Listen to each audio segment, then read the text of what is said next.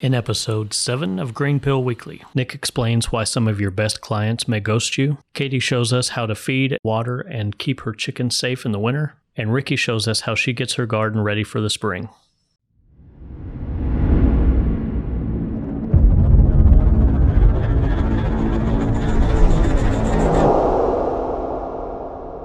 Today, I hope to put your mind at ease on something that either has happened before and it's been very confusing, or something that's going to happen if you're a new farmer fixing to go to the market for the first time next season.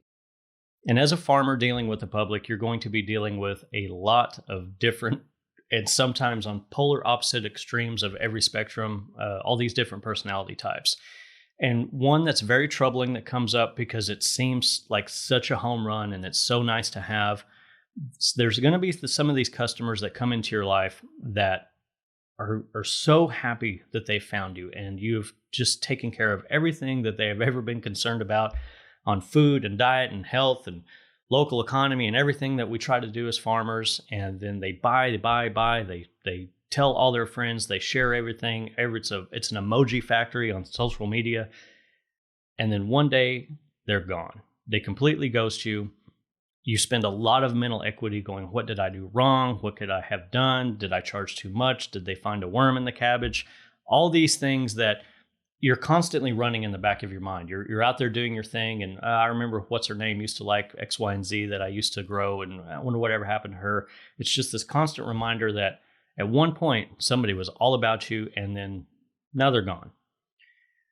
And it especially comes like it even gets worse because every now and then they'll come back to the market and they'll see you and you'll see them. And it's like running into an old girlfriend and nobody wants to do that. And it's just an awkward situation. And it's not like they're mad at you or you're mad at them. It's just confusion on both sides because at that moment they realize that you were a part of their life there for a second.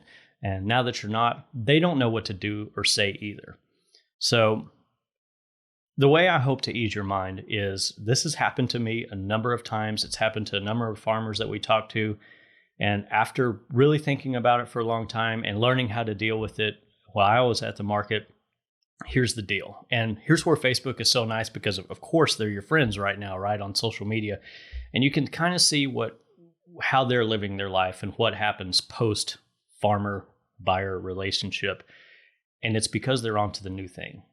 These are the type of people that are on a constant cycle. They always have a new diet. They always have a new gym that they're going to. Maybe they're kickboxing this month and doing Pilates the next, keto this month and vegan the next. And it's just a constant merry-go-round of things that these people are concerning themselves with. The reason you can't take this personal and the reason you can't invest so much emotionally into wondering what happened to this person is because they have not spent 1 second wondering or thinking about how that challenged you or how that may have affected you. These are people that they're always changing what's important to them. They're always looking for that next new thing. And a lot of times they bring friends from the office or friends within their social group. That's the leader of that pack. They love showing people what's new and what's trendy. And the next new thing that they may be on may not even be food related. That's the beauty of not worrying what people think, is because they're not thinking about you. Maybe they're onto purses, maybe they're onto their record collection. It doesn't matter because it's a cyclical thing with these folks. So as you find these people that are on the far left or right side of the bell curve, they're just all about you and they're sharing everything and it's over the top. Don't be surprised when they go away one day, and don't take it personal because you had your moment with them and hopefully they shared it with the couple of friends that will be at the top of that bell curve that kind of take care of you week after week. And they're those really great silent supporters that come and they're friendly and they buy all the time and you can count on them. That's that real nice part of the top of the curve that sustains your business. Focus on that. Focus on them. Focus on all of the other people that you're not thinking about when you're worried about that one, that one that's far out there. So with that, hope that helps. It's going to happen. Don't take it personal. Hey guys, Katie from Bootstrap Farmer here. I just wanted to give you a tour of our chicken coop and kind of the whole kind of organization that we've done here. So this is our main coop, and inside you'll see we have all of our roost. Now, for us, we wanted to make sure that we were going to have at least 18 inches of space for each bird. And actually, we went way beyond that with all of ours. So they all roost up here at night. They, all their droppings come down, and we're able to scrape those out really easily. We don't leave any water or any food in the actual coop. Because I'll show you next, we actually do a cafeteria style type of feeding. We just added this light here, which they pooped all over. And this is to just encourage a little more laying. Right now we just have one box, and we're going to be adding another. And these are kind of cool. The eggs actually drop down into a basket so that we just have to lift and pull in order to get the eggs. Right now we have some fake ones in here, but they're kind of messy. And from this other side, we actually we put a window in, and we have a door for them to be able to go out. So we don't actually have to have the big door open. All right, so this is where we feed all of our chickens. Like I said before, we don't keep any food or water in the roost area. So every morning they come out their opening, and they're able to eat. Well, a lot of them eat in the same containers every single day. We give them enough that they're able to get it finished in about 15 minutes. That's kind of the goal. And then from there, usually midday, we'll give them food scraps. Now let's look at our water situation. One of the biggest things that I dreaded having chickens was having to deal with the water in the winter, because it's a pain in the butt. So we decided to use a stock tank. If you want to see our setup, I'll show you. We use a 100-gallon stock tank, and we have added a 1,000-watt heater into the stock tank. And we drilled these tiny little holes to put spigots in. And this allows us to only have to deal with the water once a week, filling up the tub. And they're able to get their water very easily, and it stays safe while getting heated. So that is how we have made it more manageable to care for our chickens in the winter.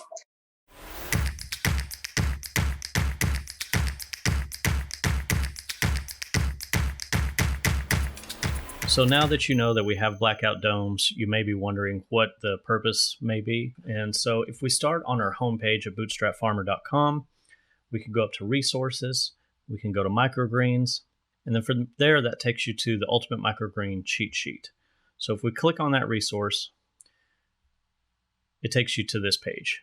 And it's just an introduction to what microgreens are. There's our cheat sheet, there's getting started, seeds and planting, caring for microgreens, harvesting, storing, and handling microgreens, microgreens in use both at home and for chefs, selling tips and recommendations, and additional resources. And this is simply an accordion style option where you can click and read on down. Within there's some links to some of our YouTube pages. But what we're looking for here, sorry, I scrolled too far, is the Ultimate Microgreen cheat sheet. So once we click on that, it's going to give us this key on how hard or difficult it is for a certain crop, does it need a humidity dome, what it's good for, the possibility for a second harvest, how spicy is it, how long or short is the grow cycle, and is it prone to mold. And so if we go to amaranth, it tells you how many grams per 1020, whether it needs a soaking or not, and right here is what we're looking for. Is it stacked or is it blacked out? Stacking refers to if you need to stack and put pressure on this to help the seeds germinate. And the blackout period is what these domes are for. So 1 to 2 days, arugula is 2 to 3 days. This simply tells the seed, hey, we are underground, let's go ahead and sprout. And this is just a general recommendation if everything is on par, which you can learn about in the cheat sheet. And that kind of gives you an idea of what crops would benefit from using a blackout dome, and we hope that helps. What's up, guys? Happy Sunday. I am taking advantage of the stillness, minus the rooster that's probably going to scream behind me. If you peer through the fence, I can see him or her. But today I'm just going to do some garden chores. I got a lot of stuff done inside yesterday. I potted up a bunch of transplants. I got everything organized inside. And today I'm going to take advantage of it still being fairly early in the morning and try and get some outside stuff done. And I wanted to film it because I wanted to encourage you guys to take advantage of the nice days that are there while it's not so nice outside. You know, winter can be a really long, drawn out season for a lot of us.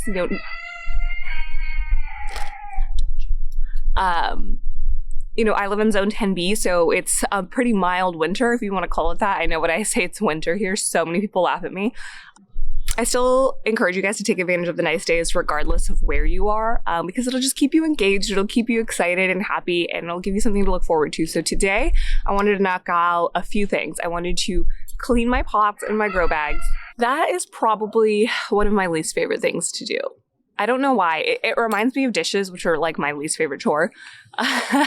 So I'm going to clean my grow bags and my pots, and I'm going to show you a really easy way to do that. I'm going to do a little bit of weeding. We have like a bunch of overgrown bushes and branches and just weeds. Now, the thing about weeds is it's just a plant where you don't want it to be. And here it is. Here, the weeds that I want to pull are very, they love the weather that it is right now. It's like wet. The ground is always kind of soggy during the winter, and it's really, really wet and damp outside, and the weeds that are growing love it. So knowing that it's going to stay that weather for the next several weeks, I'm not going to go too crazy trying to weed. I'm not going to make myself de-weed the entire yard today. But the upside to getting a little bit of it done now is I can get a little bit of a head start on it. Plus, I can also visualize exactly where everything is going to be. I've got a few more beds to build and a couple more, larger size grow bags, like 100-gallon grow bags to put in places. So when I'm taking weeds out, I can get a visual look at exactly where things are going to go.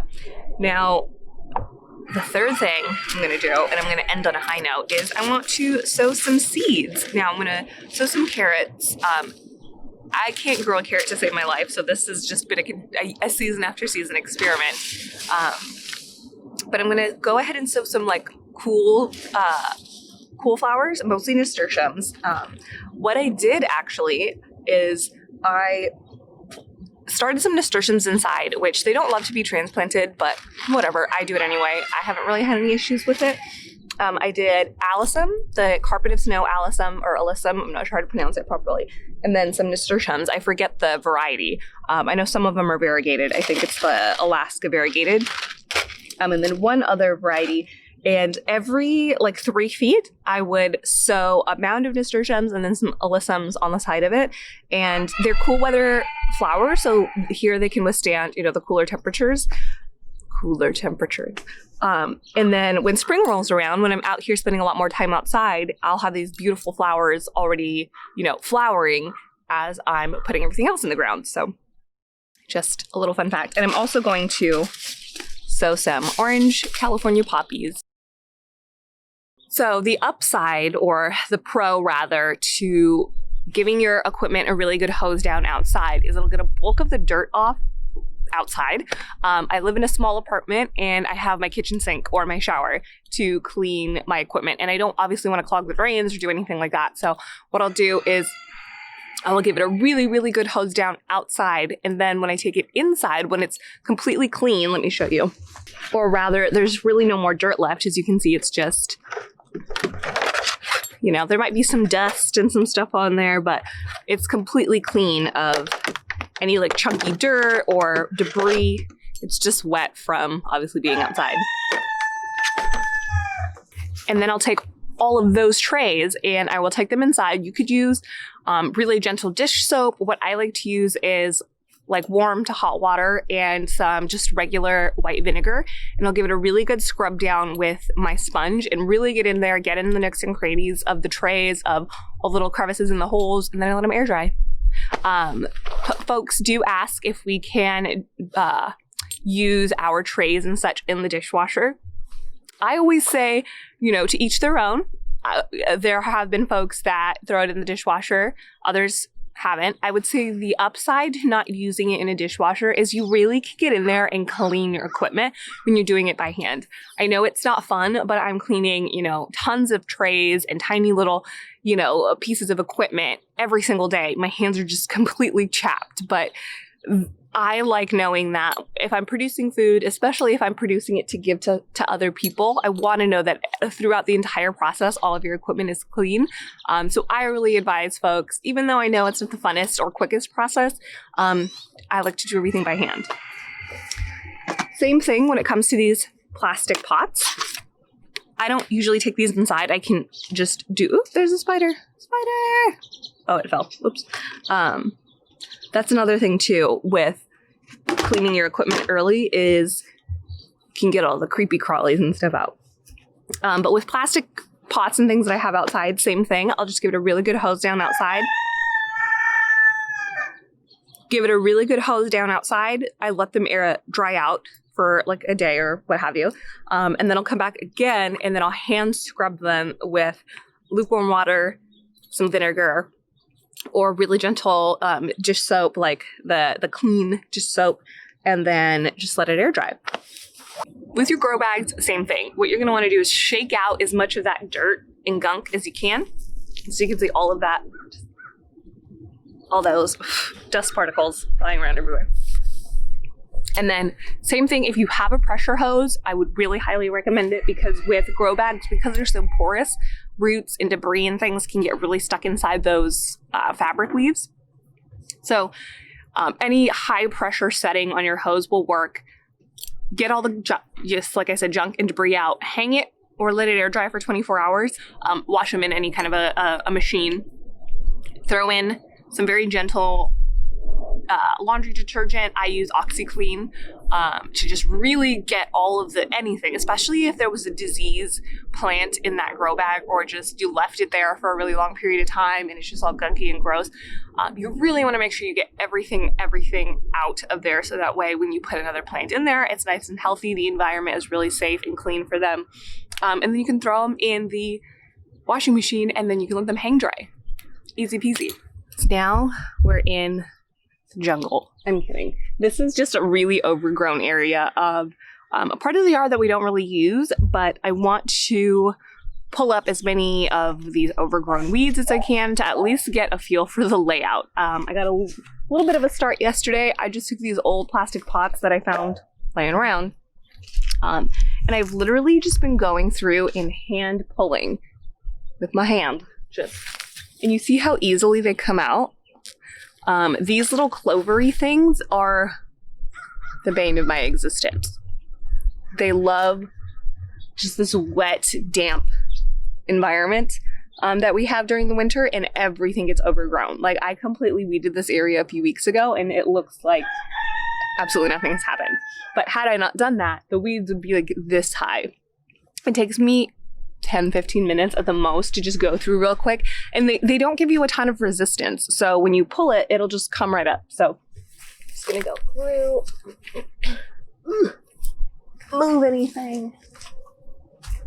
Like, I don't know if you could see, but the weeds, this is a sage bush here, and all of these weeds go underneath it. You would, like, the bush starts like 1.5 feet or a foot further back than where the weeds start. So you want to use gloves, keep your hands nice and safe and clean.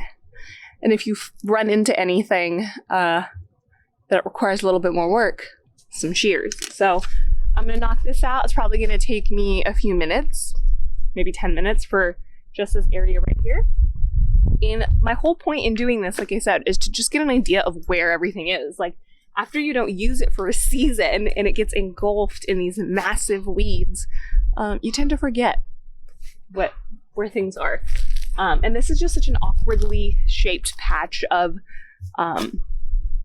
just patch in general in our space. It's like wedged between some trees and some bushes, but I don't want that space to go unused. So by pulling up the weeds and figuring out where the actual usable space is, I can add to my growing space.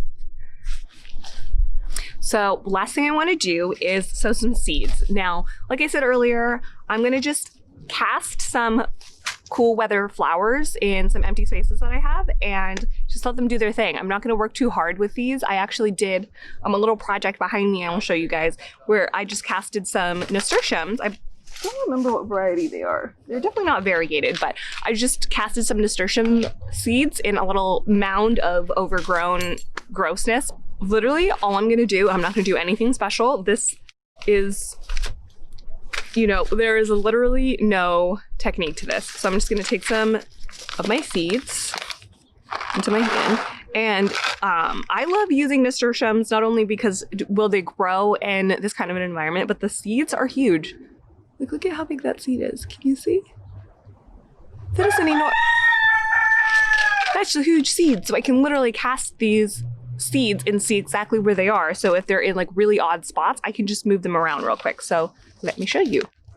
All right, right here, as I told you guys earlier, I have a mound of nasturtiums, and you see all of those like just debris. We've got old seed starting mix over there, a mound of seed starting mix, but here, all of these nasturtiums I planted myself. So I planted them probably 6 inches apart-ish, and they sprouted and they're doing well. So literally all I'm gonna do is boop, boop, boop. Do you guys see me literally just throwing nasturtium seeds in there? There's no technique to this, you guys. I'm literally just casting seeds. There you go. And you're gonna obviously want to press the soil in. So let's just press it in with our finger here. Literally wherever they end up. No rhyme or reason here, guys. All right. And in just a couple of weeks, I'll probably start seeing little nasturtiums pop up, and this will be a really pretty space. I hope you had fun going through doing some real garden work with me today. It isn't fun. It's a beautiful Sunday. I would love to be at the farmer's market or just anywhere else, but there is something therapeutic about cleaning, so I really don't mind it too much. And you just have to keep reminding yourself, even if it's not as beautiful of a day where you could have a t-shirt on wherever you are, just know that all of this is going to pay off for you when the season starts. When the season starts, it's go, go, go, especially if you guys are growing for market or you have businesses or you have CSAs or whatever it is. The last thing you're going to want to do is spend an entire weekend cleaning all of your equipment when you could have just spent a weekend when you were doing nothing else to do the same thing. So let us know if you guys are doing any weekend chores, any tips on how to keep your garden clean, how to de-weed, any of the topics that we talked about today. If you have any tips, tricks, hacks, leave them in the comments below and we'll get back to you guys. We'll see you next week. I need coffee. I need Kahlua in this coffee.